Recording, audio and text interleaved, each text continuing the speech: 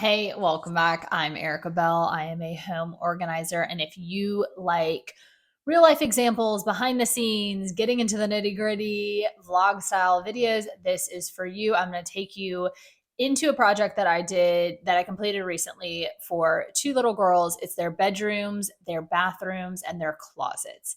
So if you like kind of these like real world examples and want to know exactly what I do each day, come on in. All right. So you will notice that these two girls' rooms mirror one another, right? So they've got the built in cabinets, their beds, they've got like a little makeup station. Some of their furniture is different as far as like a dresser and whatnot, but again, the kind of the foundation of their rooms are similar. The built ins, the bed, the armoire, like kind of the spaces that we're dealing with are the same. I wouldn't normally kind of try to tackle two bedrooms at once, but they were transitioning from one bed staying in one bedroom together to having their separate spaces. So you will notice that they just kind of got to a point where they were just putting all their stuff on the floor, did no systems, right? And a lot of things for two little girls. So it was just kind of getting out of hand, and it was a perfect time for them to hire someone trying to make that transition and kind of set up their rooms individually for success. So, all right, as with any project, how I like to start, I got to know, I got to figure out who these girls are, what they like, what they don't like, what are their habits, those sort of things. Kind of get into that so that I can properly set up systems that are going to work for them. So even though they are very similar in a lot of ways, they each have their own kind of unique touches and how they like to have things in their room. Then the step after that is always to get rid of the things that you don't need, right? So get rid of the the trash. That's an easy one. Get rid of the stuff that you've outgrown, that your kids have outgrown. And luckily, well, first of all, these rooms are very large. So after we did that, after we kind of did the purging, that was the thing that I needed their help with, and then I could kind of go to town, right? So that's a lot of the times what I'll do with projects is, okay, if you don't want to be a part of it at all, totally fine, love it. I mean, I'm happy to have someone work beside me, and I'm happy to work solo. But the thing that I always have to ask is for someone to like get rid of the stuff that they don't need so that I'm not stuck trying to organize things that they don't want or care about. Or we can do that together, and then I can be kind of sent on my way and they can go do their own thing. So I did have the help of the little girls and the mom to kind of go through, do a purge. You know, one little girl, it's so funny. We all have our own things, right? So one of the little girls is very much like a bag, an old bag lady. So she likes holding on to like paper bags, bags from stores. Totally get it, but you know, like we got to have a limit on some of those things. So once we did that, we got rid of a lot of stuff. And really you'll see like throughout this process too, and at the very end, like they're left with a lot of space. So, but as I've talked about before, you really that's okay, right? We have this tendency to just want to pack our spaces full, and that's not the best way to do things, right? Give yourself some breathing room, give yourself some just room to be. And plus, you know, you're always going to be buying more stuff, right? And if you aren't good about abiding by like the one in, one out thing, which life gets in the way, I totally understand. We don't always follow this to a T. Things will pile up again. So having space is nice. You don't have to feel like you have to fill every shelf or every empty space or every drawer. Now, granted, with stuff like drawers and those types of things for clothing, then you can spread things out more if you want to. But don't feel like just because you have a partially empty shelf, oh gosh, I got to put something on it, right? It's okay just to have some room, some space. You'll notice this in their bathrooms too.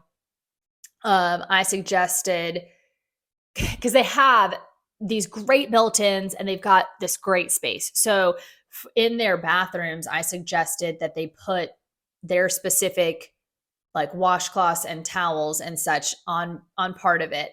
And because it's easier for them to access their drawers for like all like the little things, their makeup, their face wash stuff, their hair stuff, and they still had plenty of space. So whereas if that was like an adult bathroom, I may have done things differently, but I liked doing the towels for another reason too, which is because they look nice. They're folded, they look neat, they look tidy, and they had open like a window door. So it was kind of nice to be able to just see something that was tidy there. So again,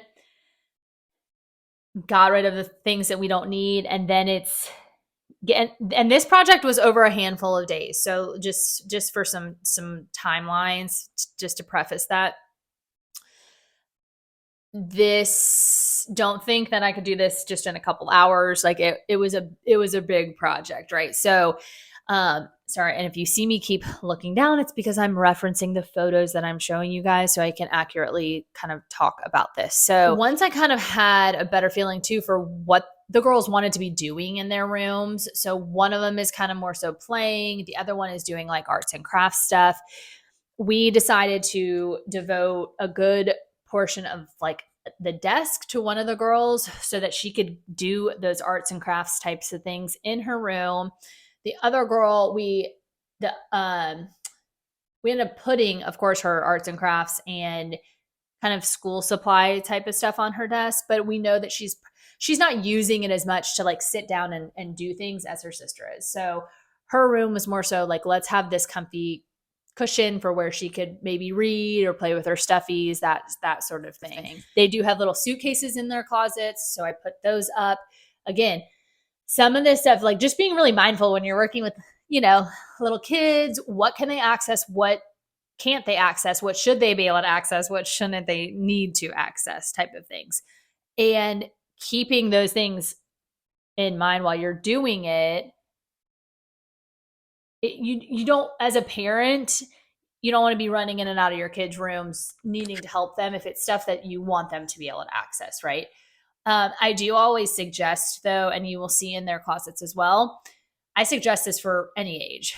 If your closet has stuff that is high up, I would suggest getting a small stool. If you have one that can kind of fold up, then that's great. Or if you want one that's a little bit bulkier and sturdier and you have the space for that, go for it.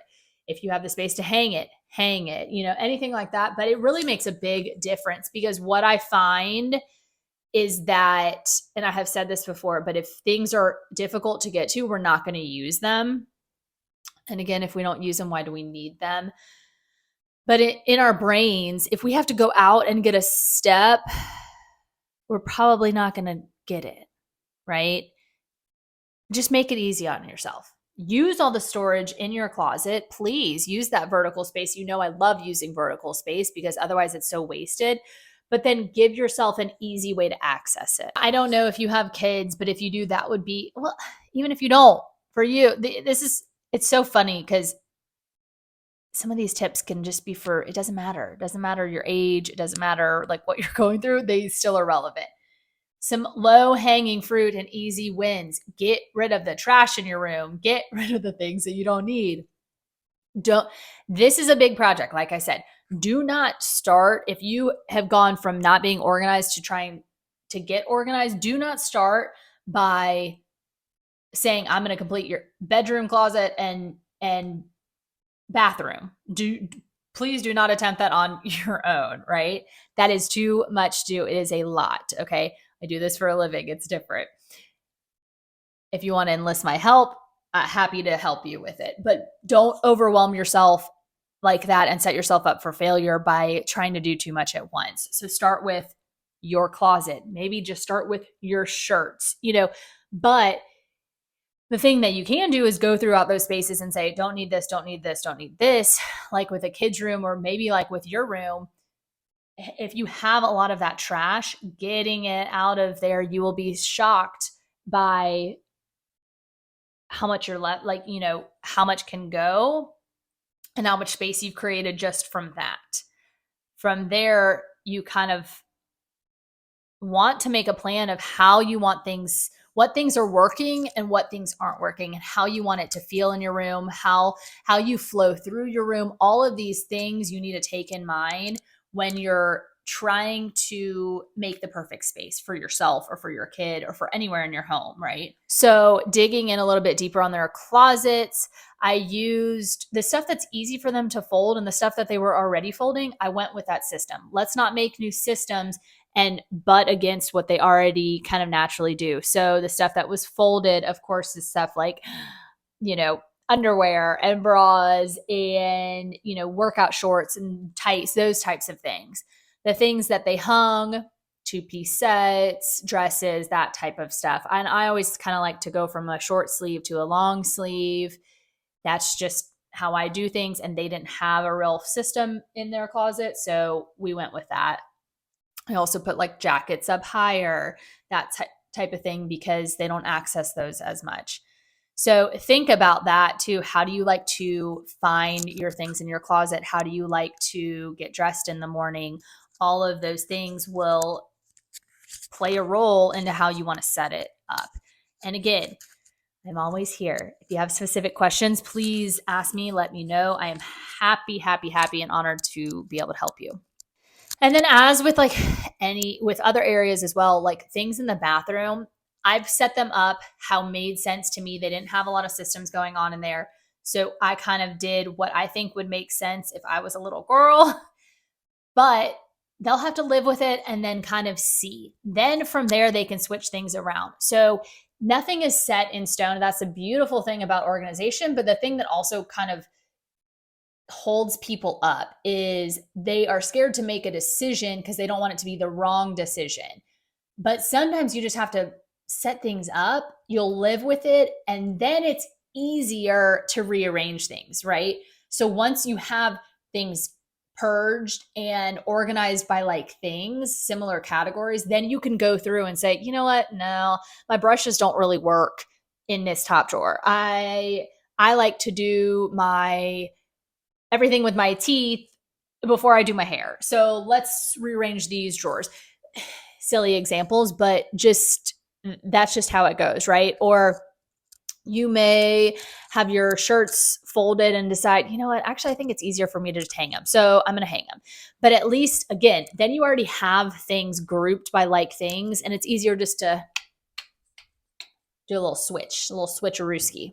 Oh, another thing I forgot to mention with their rooms, their furniture, their beds had drawers underneath them. Chef's kiss, beautiful way to just really use all the space that you have, with one caveat.